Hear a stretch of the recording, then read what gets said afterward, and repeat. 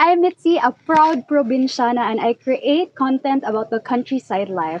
This time, I'm gonna share to you the story behind my vlog, Bukid and Beyond.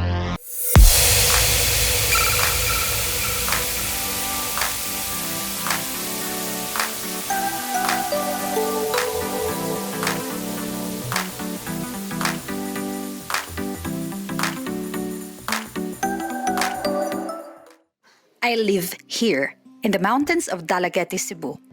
Surrounded by farmers, I grew up being told, "Eskwela jud og tarong ha? Nya, adtog syudad or gawas sa nasod puyo kay nindot didto." So I did. I temporarily left home and went to the city to study. My journey was filled with so much learning experiences, like finishing school with flying colors, joining leadership formation camps, taking up the challenge to join a myriad of competitions, starting advocacy projects, traveled the world, and worked as a tri-media journalist and had rackets in between. I liked the way I was living my life, but everything changed when the COVID pandemic came. I had to flee the city and went home. From a life always bustling with deadlines and events, life suddenly stood still. Like many, I had anxiety in the early days of the lockdowns. I liked to stay at home, but being too long inside felt like prison and that I am unable to be productive. But I proved myself to be wrong. Truth is, you can still be productive at home even with limited movement and resources. You see, the pandemic is not only a public health concern because it also affected other sectors like the economy. In my hometown, which happens to be the vegetable basket of Cebu, prices of vegetables dropped due to oversupply. We have the product, but the demand was so low due to several factors like closing of restaurants, and people are afraid to go out often to buy fresh vegetables. Moreover, transporting perishable goods was harder.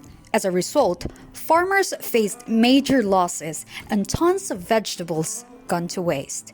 As a local, I felt and see this big problem, which back then was yet to reach the table of higher authorities.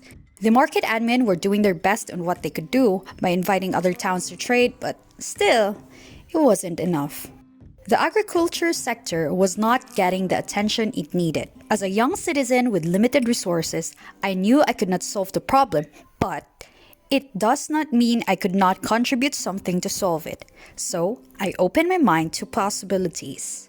For me, I had the basic skills to create content and a network of friends and colleagues who can help amplify the voice of our farmers. So, we started with making a short video and social media posts about the plight of our farmers. Then, I utilized my connections as the Crown Miss Cebu Press Freedom to tap the local and national press to air our concerns.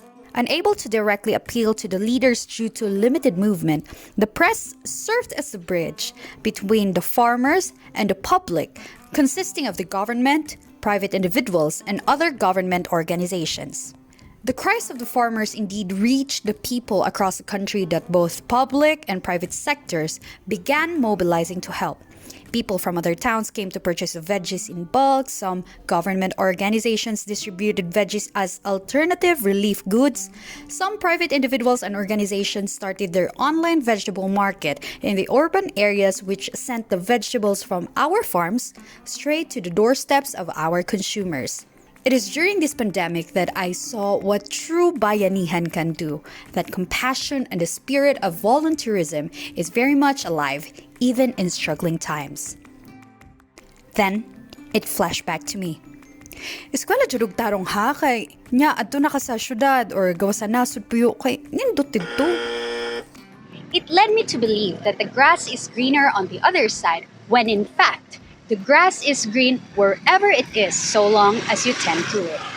We don't really need to abandon our probinsya to live a good life because it can be good if we take actions to make it good wherever we are. It all starts with one thing: appreciation with what we have. Thus, my vlog was born this quarantine season. It is a platform which showcases our food, our destinations, our culture, our history, our way of life. You might think that there are already so many vloggers out there. That's true, and that's okay, because at the end of the day, what I aspire is to connect with my people. While numbers of followers does matter, what matters more is connecting to the viewers by triggering a sense of nostalgia, pride, belongingness, and solidarity. In this corner of the world, I wish to create a ripple in their hearts to appreciate the countryside and spark further interest in the field of agriculture and local tourism. There are a myriad of professions out there, but at the end of the day, we all eat and we have nothing to eat if not for our farmers. Their way of life deserves appreciation too. My dear Filipino youth, you are capable of making a contribution to make the world a better place.